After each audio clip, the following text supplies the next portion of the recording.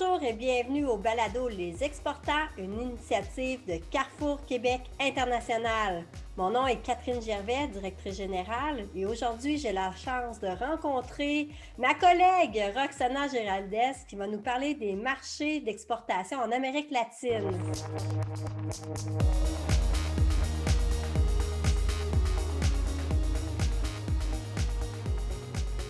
Bonjour Roxana, comment ça va? Oui, bonjour Catherine, ça va très bien. Très contente d'avoir la chance de parler sur les marchés de l'Amérique latine avec toi. Ben, on voit pour toi, là, c'est un sujet que tu aimes discuter. Puis aussi, ben, là, tu es native du Pérou. Est-ce que tu peux nous parler un peu de toi, Roxana? Ah, oui, bien sûr. Oui, je suis contente d'être native du Pérou. Je suis née à Lima, au Pérou, mais par la suite, j'ai fait mes études en Argentine. J'étudiais au nord de l'Argentine et je me suis déplacée pour faire ma maîtrise à Buenos Aires, la capitale de l'Argentine, une grosse ville par rapport à Sherbrooke. Par la suite, j'ai décidé de déménager à Sherbrooke directement, de Buenos Aires à Sherbrooke. Donc, ça fait combien de temps déjà que tu travailles avec moi, Roxana? Bah, ça fait 9 ans que je travaille avec vous chez Carrefour Québec International. Et je m'occupe de rencontrer des entreprises pour les accompagner dans leur projet à l'exportation, pour tous les secteurs, tous les marchés confondus, mais j'ai beaucoup de plaisir quand je peux collaborer avec les entreprises de nos régions pour les aider à explorer les marchés de l'Amérique latine. Et puis, c'est arrivé à quelques reprises que tu as accompagné des entreprises à s'implanter en Amérique latine ou à négocier au travers du passé. Donc, ça va être un sujet intéressant à explorer aujourd'hui. D'emblée, Roxana, j'aimerais que tu me parles un peu, ben, tout d'abord, tu t'occupes aussi de faire, de faire le suivi auprès de l'équipe qui fait les études de marché. Donc, tu es extrêmement compétente pour analyser les données et trouver les meilleurs marchés pour les entreprises. Pour toi, quelles sont les forces? Qu'est-ce qui représente les belles possibilités des marchés d'Amérique latine? Bon, d'abord, c'est le Mexique qui représente un bon marché pour le Canada, étant donné l'accord de libre-échange qu'on a avec les États-Unis, le Mexique. C'est un marché à proximité. Plusieurs de nos entreprises sont déjà implantées là-bas, ce qui facilite les relations d'affaires avec de nouveaux partenaires sur place. Ça sera un premier marché à explorer. Mais rappelez-vous que le Mexique aussi, c'est un marché très vaste, c'est un territoire énorme. Alors, il faut bien cibler les territoires, même à l'intérieur du Mexique, parce qu'il y a aussi des filières ou des créneaux industriels à prioriser. Est-ce qu'il y a d'autres marchés d'exportation? On entend, c'est vrai, souvent parler du Mexique. Bon, on a des accords de libre-échange aussi sur d'autres pays. Pour moi, les autres marchés explorés, ça pourrait être les Chili, le Pérou, mon pays d'origine, et la Colombie. Avec ces trois marchés, le Canada a des ententes ou des accords de libre-échange unilatérales qui facilitent les exportations, mais aussi l'implantation. Et aussi, il faut se rappeler que le Chili et le Pérou font partie de l'accord transpacifique avec plusieurs pays de l'Asie, aussi avec la Nouvelle-Zélande et l'Australie. Alors, ça nous permet d'entrer à des autres pays plus prometteurs. Et le Chili a des accords de libre-échange avec la Chine. Alors, si une entreprise canadienne décide de s'implanter au Chili, pourrait avoir accès aussi au marché chinois. Donc, c'est quelque chose à explorer, les accords de libre-échange. Pourquoi on ne prend pas le temps d'explorer ces ententes-là, selon toi? Bah, je crois que c'est par un manque d'information. On n'a pas prendre le temps d'explorer, d'étudier, mais c'est pour ça que nous, chez Carrefour Québec International, on fait toute une liste de tous les accords de libre-échange. On offre cette possibilité à tous nos clients. Alors, avant de se lancer au marché, soit en Amérique latine ou soit dans un autre continent, c'est important de regarder tous les accords de libre-échange et nous sommes là pour vous fournir cette information. Donc, si je comprends bien, les accords de libre-échange facilitent le commerce entre les pays signataires. Exactement, donc parce qu'on peut exporter différents produits sans avoir besoin de payer des frais de douane. Et ça, c'est un énorme coût pour les entreprises qui souhaitent exporter. Donc, tu me parlais de ces pays, c'est quand même des pays très loin de chez nous. Quand on parle du Chili, ça semble être à l'autre bout du monde. Euh, Comment est-ce qu'on fait pour déterminer quel pays on peut aller explorer là, avec notre produit? D'abord, c'est que suggère aux clients, c'est fait une qualification de marché pour identifier quels sont les territoires à cibler. Dans les cas des pays d'Amérique latine, il faut avoir en tête qu'il faut trouver des marchés niches. Ils connaissent en profondeur les marchés. Je vous donne un exemple avec le Chili. Le Chili se trouve dans la même latitude que le Canada, ça veut dire dans le sud de l'hémisphère, mais c'est dans la même latitude, ce qui donne un climat et un type de forêt similaire à celle qu'on trouve ici. Et au Chili, on trouve des scieries, donc, parce qu'il y a des forêts pour exploiter les bois. Alors, si un client, si une entreprise a fait ses devoirs, est allé chercher ces données fines, ces données plus précises, est capable de trouver sa place et de desservir un important marché que notre client n'a pas pensé. Puis souvent, les entreprises exportent aux États-Unis parce que c'est proche, parce qu'on est habitué d'aller aux États-Unis. Pourquoi un entrepreneur se casserait la tête à aller en Amérique latine? Parce qu'il y a encore beaucoup d'opportunités. C'est des pays qui sont en développement. La classe moyenne est en croissance. Alors, le pouvoir d'achat commence à être plus élevé. Et c'est des pays qui souhaitent aller plus loin avec leurs infrastructures, la protection de l'environnement. Et maintenant, avec la COVID, ce sont des pays qui ont besoin des appareils médicaux, de la télémédecine. Alors, c'est des opportunités maintenant faciles à aller chercher. Il y a du protectionnisme aux États-Unis. Est-ce que quand un produit canadien arrive sur les marchés en Amérique latine, est-ce qu'il y a une perception positive? Ah oui, évidemment, le Canada, c'est considéré comme un pays du premier monde. Il y a une relation très étroite, de beaucoup de respect vers le Canada. Et rappelez-vous qu'il y a plusieurs entreprises, admettons, entreprises minières canadiennes au Pérou et au Chili, dont ça ouvre les portes d'entrée à plusieurs potentiels fournisseurs canadiens pour ces entreprises qui ont été créées déjà dans ces pays. Peut-être une crainte que les gens peuvent avoir, peut-être suite à des voyages là, dans les pays d'Amérique latine, c'est peut-être la crainte de se faire arnaquer. Qu'est-ce que tu penses de ça? Oui, c'est une crainte valide, évidemment, mais il faut aller avec prudence.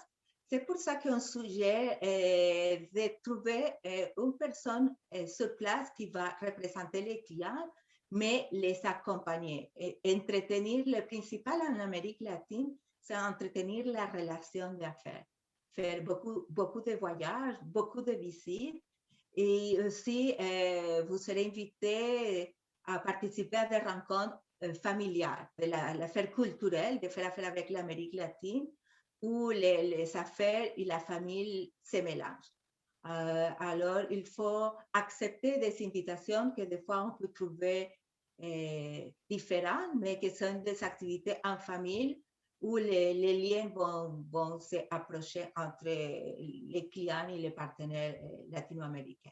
Qu'est-ce que ça veut dire pour toi, Roxana, quand tu dis que les liens d'affaires puis les liens de famille s'entremêlent, c'est que vraiment les gens créent une relation long terme avec leur partenaire d'affaires? C'est ce qu'ils recherchent aussi au travers des liens commerciaux? Les gens en Amérique latine souhaitent avoir un partenariat à long terme et la famille fait partie de ce partenariat. Alors, les partenaires en Amérique latine vont inviter leurs clients ici à se déplacer avec sa femme, par exemple. Ils vont organiser des dîners d'affaires chez eux. Donc, toute la famille va être présente. Alors, avant de parler d'affaires, c'est important d'entretenir cette relation plus personnelle et ça va aider beaucoup dans nos affaires par la suite. C'est quoi la bonne attitude? Est-ce qu'il faut apporter un cadeau?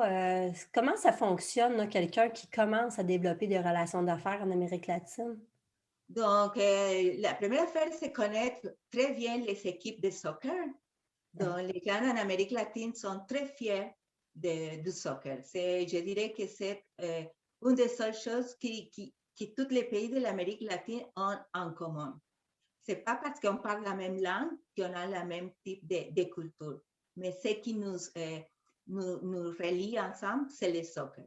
Alors, connaître très bien la réalité du soccer de chaque pays ou de la ville à visiter, ça c'est un plus pour l'entrepreneur québécois. Est-ce qu'ils sont curieux d'en connaître un peu sur nos équipes à nous ou on s'intéresse plus à leur équipe?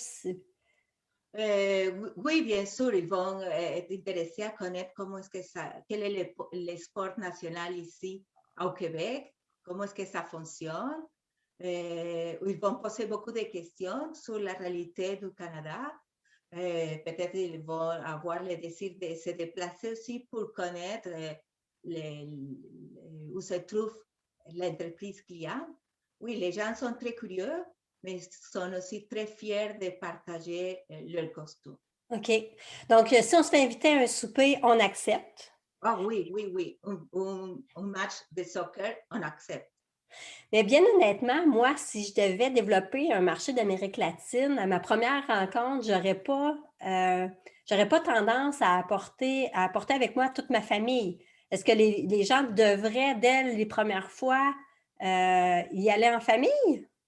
Non, non, non. La première fois, évidemment, pas non, mais quand la relation commence à s'entretenir, peut-être dans le deuxième voyage, ça va OK. être, ça va être possible d'amener la famille parce que probablement la rencontre va se tenir hors le bureau. Les gens vont informer aux clients québécois quand est-ce que la famille, ça sera bienvenue, mais soyez sans crainte que c'est pour entretenir les relations. Donc, c'est une façon un peu différente de faire. Est-ce qu'ils sont aussi intéressés par les aspects culinaires? Oui, surtout au Pérou, mon pays d'origine, les aspects culinaires, la cuisine péruvienne se développe et devient de plus en plus connue par le monde, par tout le monde. Au Pérou, on trouve 2 restaurants qui sont dans le top 10 des meilleurs restaurants au monde. Alors, c'est sûr que si vous souhaitez vous déplacer au Pérou, vous deviez être ouverte à prouver, à essayer différents repas.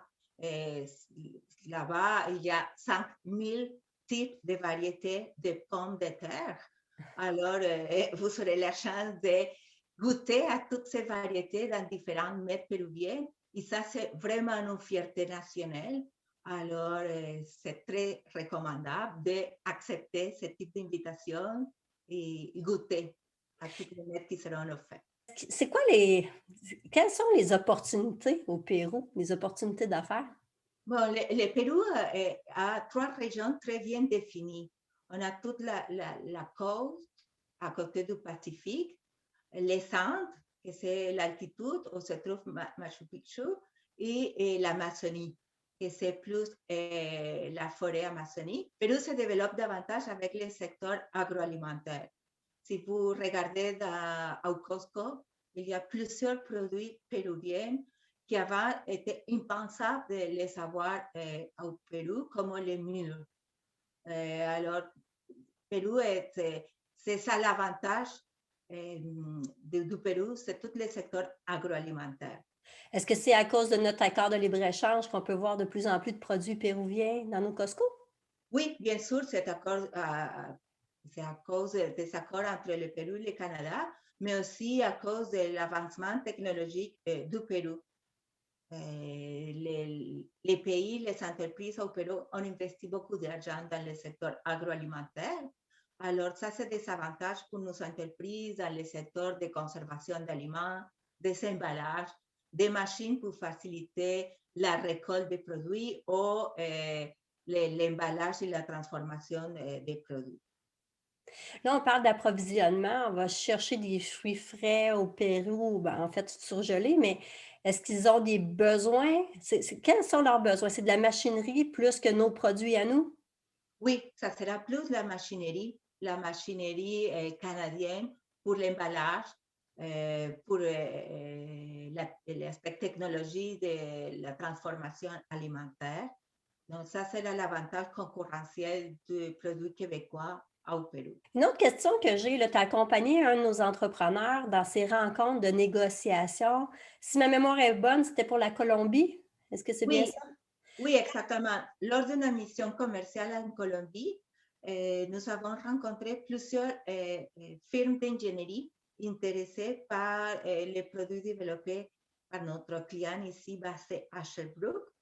Et la négociation avançait bien, ils s'étaient intéressés, mais la grosse demande, c'est avoir quelqu'un sur place, d'identifier un partenaire sur place pour eux et pour les clients de l'Amérique latine. C'est très important d'avoir quelqu'un à proximité, donc savoir qu'il peut prendre le téléphone et parler à quelqu'un.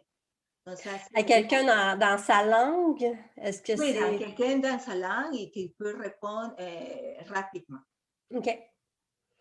Donc, ça, c'est quelque chose d'important. Il faut trouver quelqu'un pour nous représenter sur le marché d'exportation d'Amérique latine.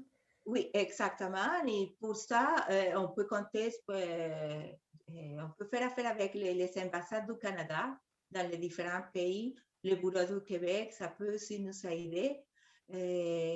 Avec les ambassades du Canada, on peut organiser des meetings, des rencontres avec des clients potentiels. Puis, selon toi, là, quelles sont les différences majeures dans les négociations? Tu as vécu des négociations avec des gens d'Amérique latine. Est-ce qu'il y a des différences? Oui, principalement, c'est les temps de négociation. Ça va prendre beaucoup plus de temps, beaucoup plus d'aller-retour, beaucoup plus d'informations à transmettre à notre partenaire là-bas pour le rassurer que nous serons là quand ils ont besoin de nous. Ils veulent s'assurer que c'est un lien d'amitié durable. C'est ça, je comprends? Oui, exactement. Ils veulent entretenir un partenariat à long terme, mais avec une entreprise qui va s'investir pour avoir quelqu'un sur place. Alors, OK. de cette façon, ils vont voir que l'entreprise québécoise canadienne, c'est sérieuse, qui veut s'investir et qui a mis tout face à son client potentiel pour faciliter les relations d'affaires. Hmm. Est-ce que c'est un défi de bien se faire payer? Pour ce type de protection, on peut faire affaire avec l'Exportation Développement Canada, la EDC, pour faire les due diligence et se protéger autant du risque de ne pas être payé comme du risque de fluctuation du taux d'échange. Aussi des risques politiques. Malheureusement, la région toujours il nous surprend avec des problématiques dans les centres politiques. Alors, on peut quand même se protéger avec les décès pour des événements politiques qui arrivent sans le prévoir. Quand on regarde les marchés comme le Mexique, est-ce que c'est quelque chose qui nous ressemble plus, faire affaire avec le Mexique ou, selon toi, quelle serait la meilleure opportunité à explorer? Est-ce qu'on devrait sortir du Mexique? On regarde les risques géopolitiques, là, en ce moment, c'est quelque chose, le Mexique, ça brasse. Oui, effectivement, mais c'est les pays les plus proches qu'on connaît davantage, où plusieurs entreprises québécoises et canadiennes sont installées dans différents clusters. Alors, nous, comme entreprise québécoise, on peut aller se procurer l'information de nos pairs qui sont déjà installés pour apprendre de leurs erreurs et aller chercher ces conseils. C'est pour ça que le Mexique, c'est un marché toujours à prioriser. Aussi, la possibilité d'avoir plusieurs clusters en technologie de l'information, en aéronautique, automobile, et ils ont besoin des entreprises québécoises pour continuer à avancer dans ce sens. Est-ce qu'on est bien accueillis là-bas? Oui, le Canada et le Mexique, et même le Québec a signé plusieurs accords avec différentes villes au Mexique, autant des accords commerciaux que des accords en recherche et développement. Alors, il y a beaucoup de liens entre différentes villes du Mexique et le Québec. C'est le moment, c'est un pays très jeune, dont l'âge moyen, c'est 29 ans. Alors, il y a tout un potentiel à explorer encore au Mexique. Pour l'exportation, mais aussi pour l'implantation d'entreprises. Oui, effectivement, non, parce que de plus en plus, nos clients qui sont déjà implantés, les clients de nos clients qui sont déjà implantés au Mexique vont demander aux entreprises ici de s'implanter à côté pour OK. faciliter la chaîne d'approvisionnement. OK. On a eu une expérience avec une de nos entreprises d'implantation. Est-ce que tu peux nous parler un peu des étapes? Est-ce que c'est compliqué s'implanter au Mexique? Cette entreprise a commencé par analyser les différentes façons de s'implanter. J'ai décidé de commencer en petit pas, donc d'ouvrir un bureau de commercialisation, d'avoir un petit bureau pour donner la place à un directeur de vente, ou un directeur de développement des affaires qui partait d'ici pour s'implanter là-bas. C'est un Alors, Québécois qui est parti là-bas? oui, c'est un Québécois qui parlait très bien l'espagnol, qui s'était implanté là-bas pour aider à l'entreprise ici, à la maison mère qui était ici à Sherbrooke, à rencontrer des clients potentiels, mais aussi il a rencontré des concurrents, des compétiteurs pour les offrir la possibilité d'augmenter son portfolio de produits. OK. Et ça fonctionnait, donc ils ont réussi à faire des partenariats d'affaires avec ses concurrents. Mais OK. ce partenariat d'affaires a été signé lors d'un mariage. Alors, Lors du mariage, tu veux dire quand les entreprises ont décidé de faire affaire ensemble? lors du mariage de la fille du propriétaire de l'entreprise. Ah, OK. OK. En fait, là, donc, ils sont devenus amis. Oui, oui, oui, l'entreprise a invité les gens d'ici au mariage.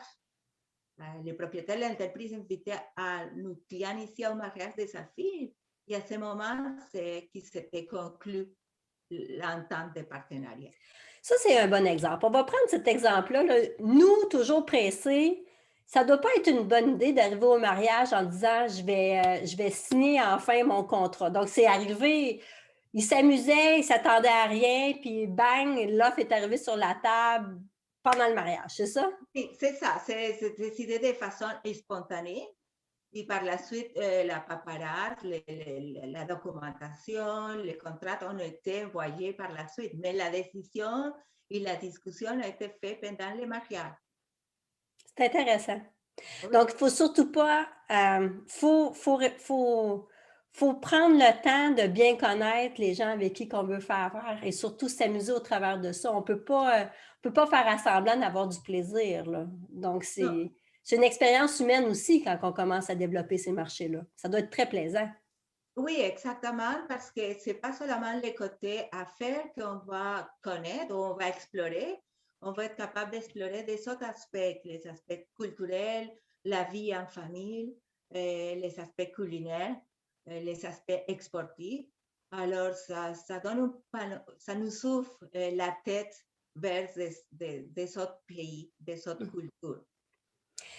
Je trouve, toi, Roxana, en tant que personne, tu es quelqu'un qui a beaucoup de respect aussi. Respect des façons de faire. Est-ce que c'est quelque chose qui est généralisé en Amérique latine?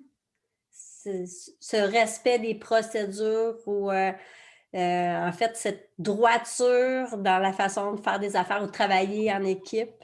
Est-ce que c'est toi Oui, ou c'est généralisé?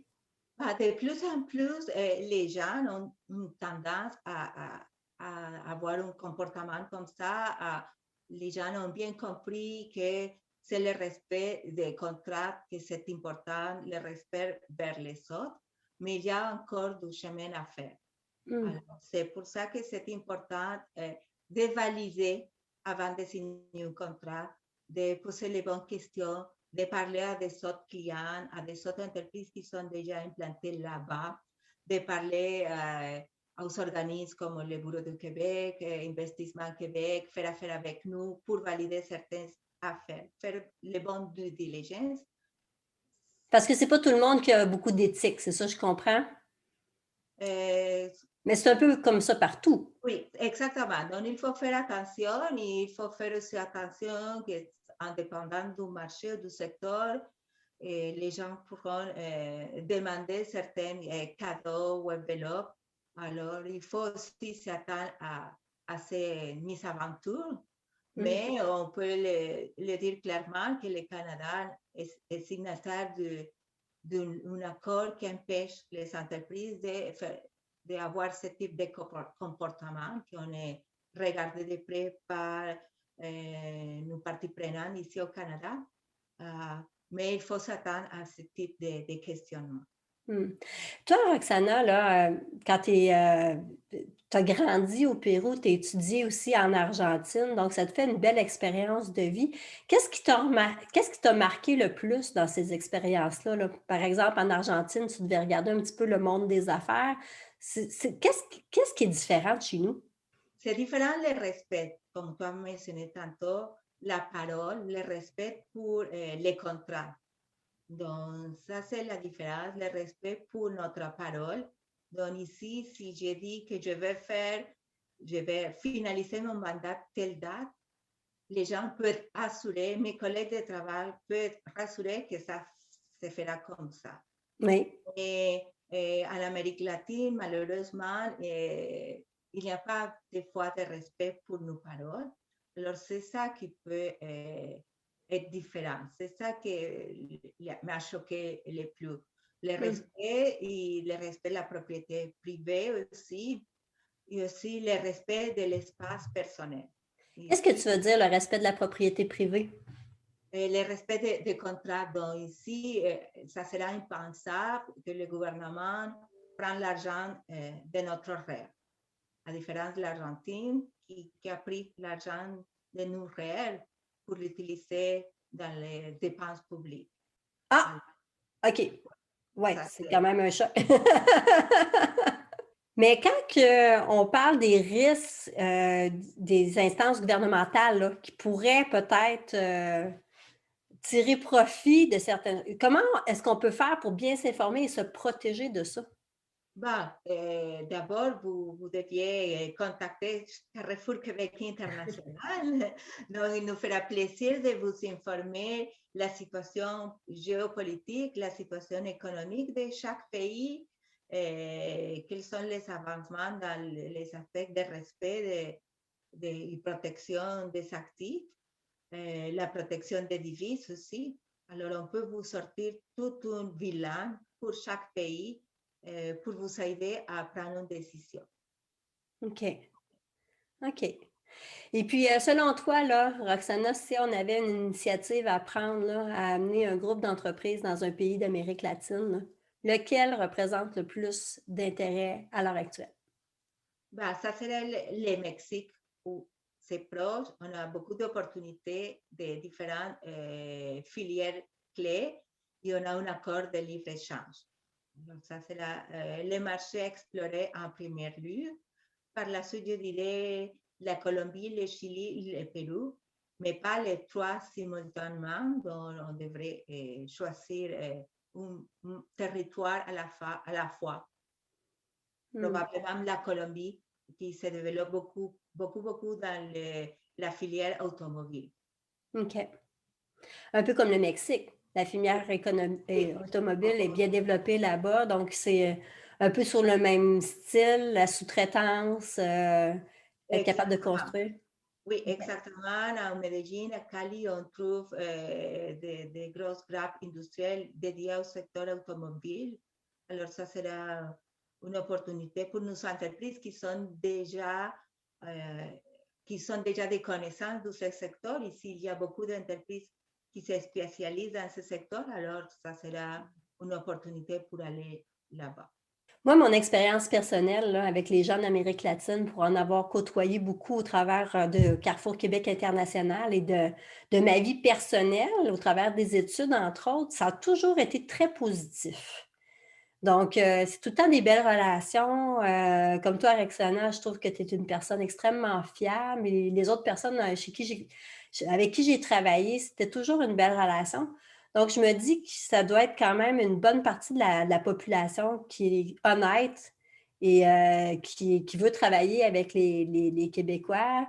Donc, je pense que quand on a les reins, il faut, j'imagine, avoir les reins assez solides, mais c'est quand même des marchés intéressants à explorer. Selon Oui, toi, oui, oui, c'est... tout à fait, tout à fait. Et toutes les gens, je crois que nous sommes sympathiques. Les gens qui travaillent dans des entreprises, on possède un autre niveau de scolarité. Il y a plusieurs gens qui ont fait ces études à l'extérieur du pays. Ils sont allés soit au Canada, soit aux États-Unis. Et plusieurs des partenaires là-bas parlent anglais.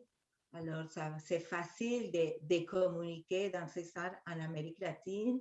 Et bien sûr, c'est comme n'importe quel marché, faire les due diligence, s'informer en avance et être bien accompagné pour faire les premières démarches. Donc, le mot-clé serait bien se préparer, choisir son marché pour bien réussir sur les marchés d'Amérique latine.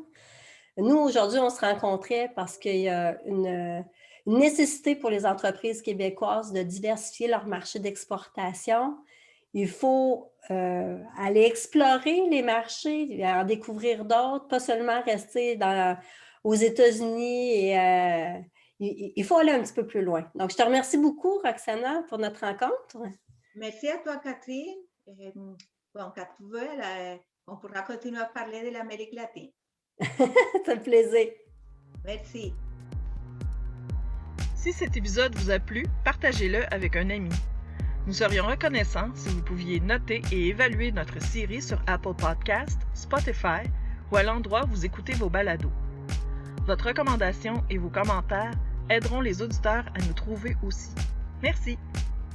Les Exportants est une production de Carrefour Québec International, tout droit réservé. L'émission est réalisée par l'équipe de CQI. Un merci tout spécial aux invités et aux personnes qui ont participé à la création et à la mise en onde de l'épisode d'aujourd'hui. CQI remercie aussi ses partenaires financiers, Développement économique Canada et le gouvernement du Québec. Vous pouvez obtenir plus d'informations sur Carrefour Québec International sur notre site web au cqinternational.org. On se revoit pour un prochain épisode dans 2 semaines. Merci d'avoir écouté Les Exportants. À bientôt!